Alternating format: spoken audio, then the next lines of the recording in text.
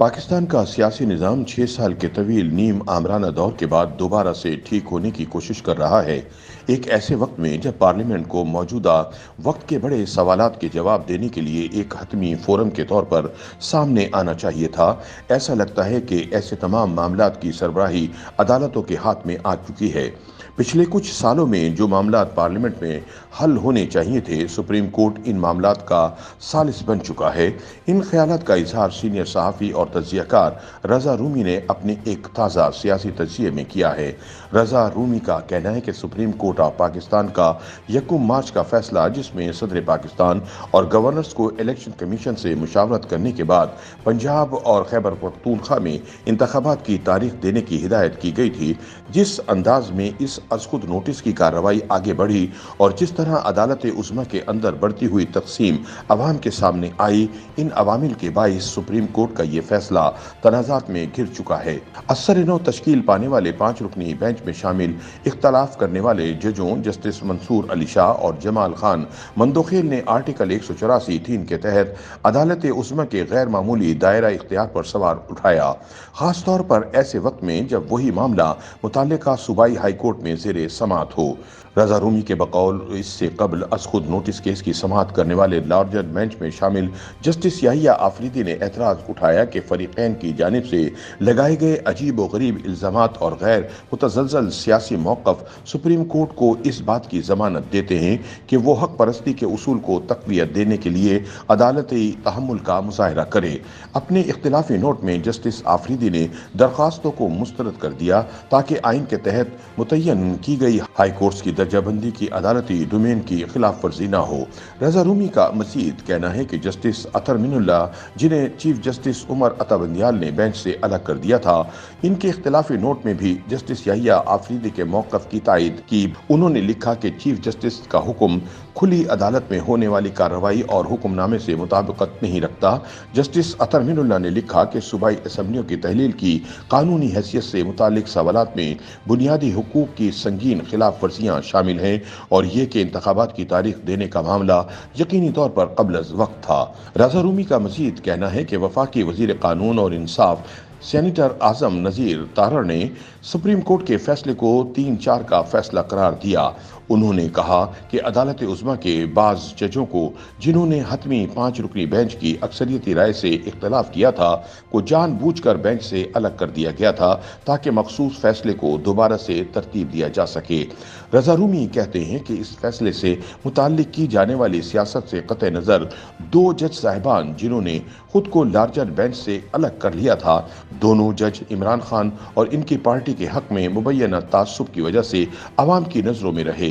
اس تناظر میں ان کا بینچ سے الگ ہونا ایک غیر معمولی پیش رفت تھی۔ مقدمات کی سماعت کے لیے بینچوں کی تشکیل اور ان میں تبدیلی اگرچہ سپریم کورٹ کے قوانین کے مطابق موجودہ چیف جسٹس کا مکمل استحقاق ہے، اس استحقاق پر بھی سوال اٹھائے گئے ہیں۔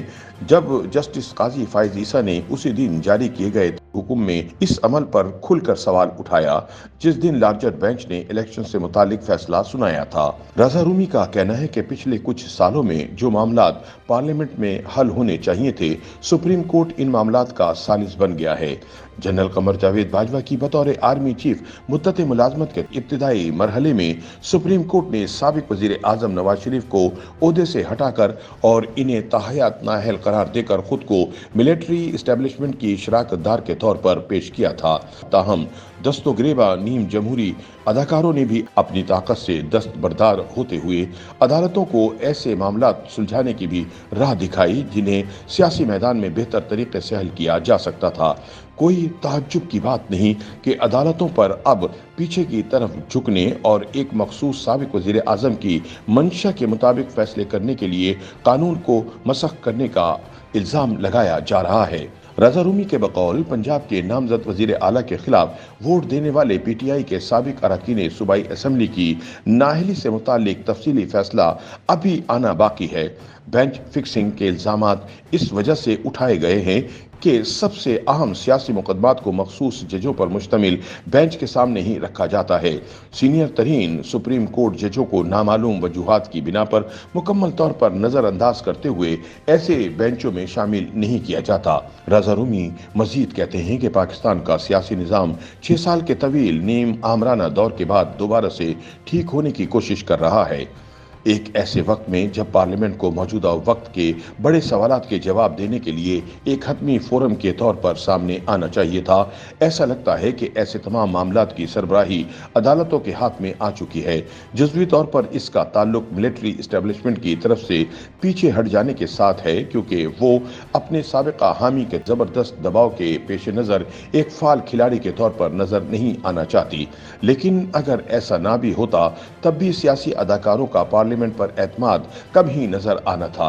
वो सब रावलपिंडी के जनरल हेडक्वार्टर GHQ के गेट नंबर 4 की तरफ देखते रहते हैं। फिलहाल कोई नहीं जानता कि GHQ क्या सोच रहा है, क्योंकि हाफिज डॉक्ट्राइन पर काम अभी जारी है। इस ज़िम्न में हम सिर्फ इतना जानते हैं कि इमरान खान मौजूदा आर्मी चीफ से मिलना चाहते हैं, लेकिन आर्मी चीफ इनसे मुलाकात करने में ज़रा भी दिलचस्पी जाहिर नहीं कर रहे।